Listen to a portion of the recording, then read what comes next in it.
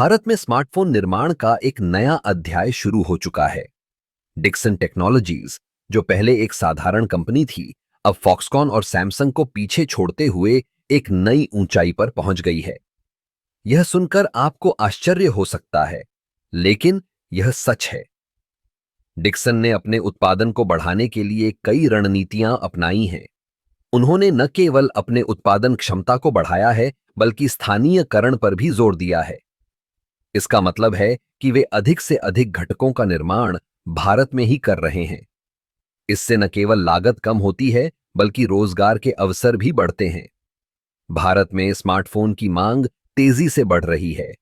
हर साल लाखों नए स्मार्टफोन बिकते हैं।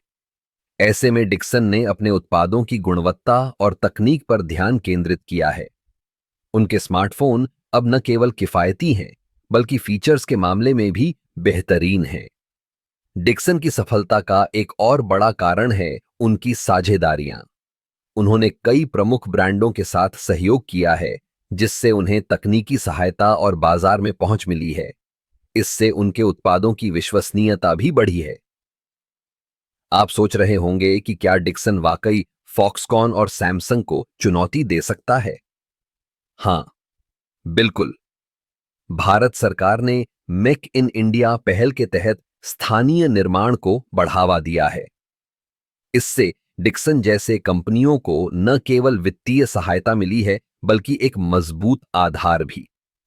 डिक्सन की एक और खासियत है उनकी नवाचार की क्षमता। वे नई तकनीकों को अपनाने में पीछे नहीं रहते। चाहे वह 5G हो या AI, डिक्सन हमेशा आगे रहने की कोशिश कर रहा है। इस सब के बीच हमें यह भी याद रखना चाहिए कि प्रतिस्पर्धा का मतलब हमेशा बेहतर उत्पाद और सेवाएं हैं। जब डिक्सन जैसे कंपनियां आगे बढ़ती हैं, तो यह न केवल उपभोक्ताओं के लिए फायदेमंद है, बल्कि पूरे उद्योग के लिए भी। इस प्रकार डिक्सन टेक्नोलॉजीज ने साबित कर दिया है कि भारतीय कंपनियां भी वैश्विक स्तर पर प्रतिस्पर्धा कर सकती हैं। यह एक प्रेरणा है सभी युवा उद्यमियों के लिए। अगर हम सही दिशा में काम करें, तो हम भी दुनिया के सबसे बड़े खिलाड़ियों में शामिल हो सकते हैं। इसलिए अगली बार जब आप एक नया स्मार्टफोन खरीदें, तो सोचिए कि वह डिक्सन द्वारा निर्मित हो सकता है।